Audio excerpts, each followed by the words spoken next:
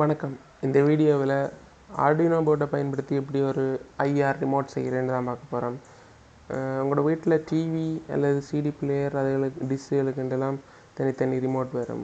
அந்த ரிமோட் எல்லாத்தையும் சேர்த்து ஒரே போர்டில் யூஸ் பண்ணிங்கன்னா அப்படி இருக்கும். அதுக்கு தான் ஒரு சின்ன டெமோ ஒன்று காட்ட போகிறேன்.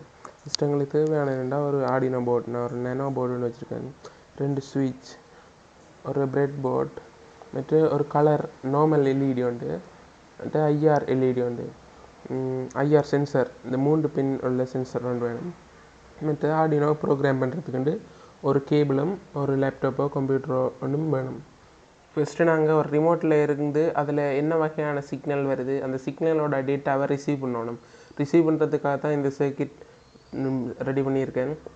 இதில் ஐஆர் சென்சரை படுத்தியிருக்கேன். ஐஆர் சென்சரில் இந்த வர அவுட்புட்டை டிஜிட்டல் பின் 11வது பின்னில் இன்புட்டாக கொடுக்குறேன். மற்றது விசிசி பின்னை 3.3 வோல்ட்டுக்கும் கிரவுண்டை ஆர்டினோ போர்டில் இருக்க கிரவுண்டுக்கும் பின் பண்ணியிருக்கிறேன். ஆர்டினோ போர்ட்டை கம்ப்யூட்டரோட கனெக்ட் பண்ணிட்டேன். இப்போ ஸ்கெட்ச் அப்லோட் பண்ண போகிறேன்.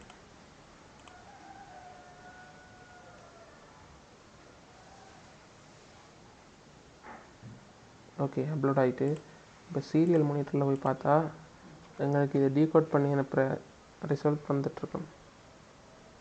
ஃபஸ்ட்டு பவர் பட்டனை அமுத்துறேன். பவர் பட்டனுக்கு ஒரு டேட்டா வந்திருக்கு. அடுத்தது மோட் பட்டனை அமுத்துறேன். 2 டேட்டா வந்திருக்கு.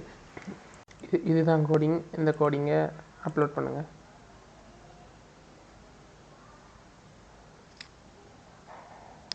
அப்லோட் ஆகிட்டு ப்ரெஸ் பட்டன் பவர் ஆன் பண்ணுறதுக்கு,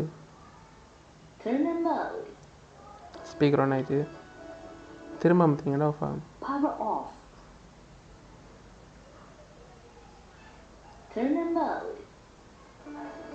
அடுத்தது மோடை காப்பி பண்ணி போட்டுனாங்க, அதனால் மோட் மாறணும்.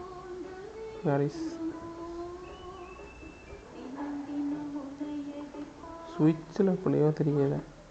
Okay, line mode. அடுத்தது ப்ளூடூத் மோட்.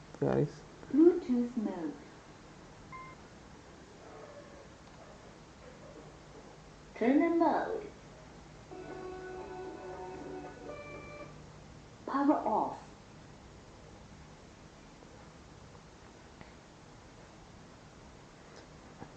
வேறு சுவிட்ச் ஏதாவது ஆட் பண்ணிங்கன்னா அதில் இருக்க மிச்ச ஃபங்க்ஷனையும் ஆட் பண்ணலாம். மறக்காமல் இந்த சேனலுக்கு சப்ஸ்கிரைப் பண்ணுங்கள்.